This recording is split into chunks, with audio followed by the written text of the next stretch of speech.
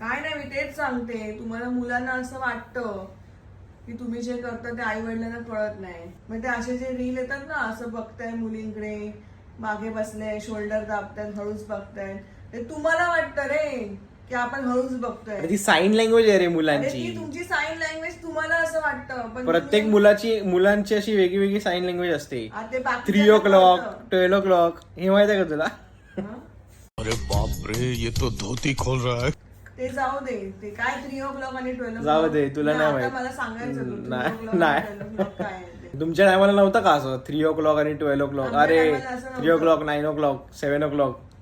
नाही, असं काय नव्हतं आमच्या टायमाला. एखादा काय सुंदर मुलगा आला समोरून, अरे वा छान आहे, आमची पुढे हिंमतच नाही त्याच्या पुढे जायची. हा मुलगा छान आहे बस, त्यांच्या याच्यात डायरेक्ट आवडलं की डायरेक्ट लग्न करायचं. दुसरं ऑप्शनच नाही.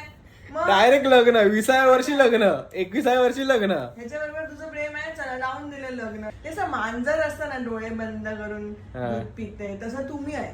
असं काय नाही, असं काय पेरेंट्स नाही. आहेत ना, पेरेंट्सचा लक्ष असतो की आपलं मूल काय करतं.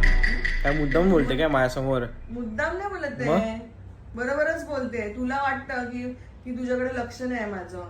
माझा काय संबंध आहे याच्यात? आणि तुझ्या फ्रेंड्सला पण माहिती असेल किंवा अरे माझा काय संबंध आहे याच्यात पण? ये फंस गया सी. पण तुझं काय आहे तर आपलं सांग आम्हाला. काहीच नाही तर काय सांगू, तू घुमून फिरून आल्यावर माझ्यावरच टार्गेट करते, मला टार्गेट करते या गोष्टीमध्ये. हो, तुझ्या त्या गालातल्या गालात हसण्यावरून कळतं ना.